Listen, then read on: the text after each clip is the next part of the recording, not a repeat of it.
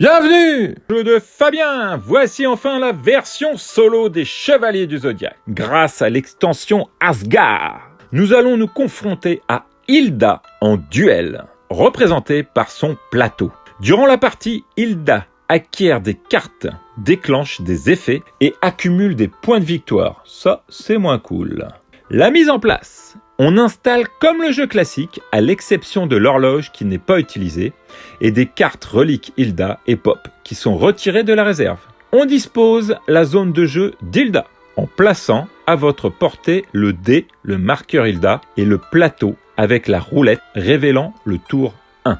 La main d'Hilda est une zone où sont conservées face visible les cartes acquises par Hilda. Elles sont conservées dans l'ordre de leur acquisition de gauche à droite. Elle ne peut pas avoir plus de 5 cartes en main à la fois. Si elle acquiert une 6e carte, elle défausse immédiatement la carte de sa main la plus à gauche. L'armure équipée. Quand elle acquiert une armure, elle l'équipe immédiatement. Si elle est déjà équipée, elle la défausse pour équiper la nouvelle. Ça défausse. Les cartes rejoignent la défausse dans l'ordre dans lequel elles sont défaussées. Si plusieurs cartes sont défaussées en même temps, l'armure doit être défaussée en premier, puis les cartes de sa main de gauche à droite. Les cartes écartées par Hilda. Lorsqu'Hilda utilise l'effet du dé pour piocher, les cartes écartées du jeu sont placées en pile, face cachée, sur le plateau. Les détruites, elles sont placées sous le marqueur, comme avec les autres. Enfin, son plateau possède un compte-tour à tourner dans le sens horaire à chaque fin de tour. La partie se termine à la fin du 24e tour, indiqué par le compte-tour. On termine le tour et l'on compare nos points avec ceux d'Hilda. Les points se calculent de la même façon que le mode de jeu classique, sauf pour Hilda, qui perd un point pour chacun de ses personnages marqués en fin de partie. Alors, comment se déroule une partie ? Très simple, en vous souhaitant une bonne journée et de bons jeux. Ce fut la vidéo la plus rapide que j'ai faite. Allez, j'exagère. On y va!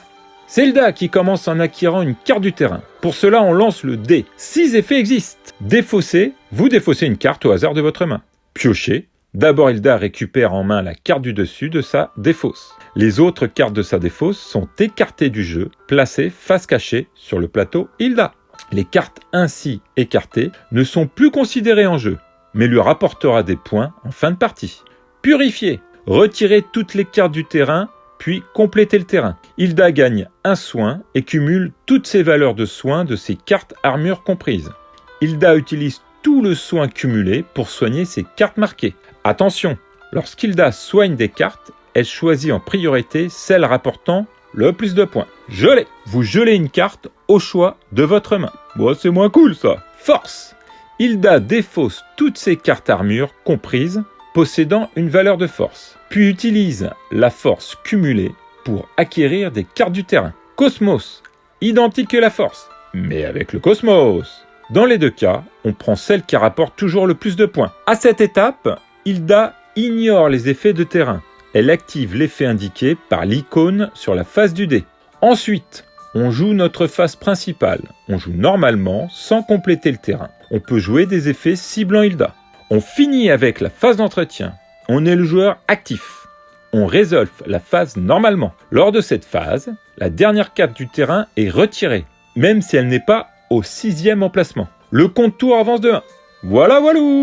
Allez, quelques spécificités. Hilda n'applique jamais l'effet de jeu de ses cartes détruire, blesser, geler, mise en jeu, marquée. Vous seul subissez l'effet sortie. Hilda n'est pas affectée. L'effet de sortie est tout de même appliqué pour vous seulement.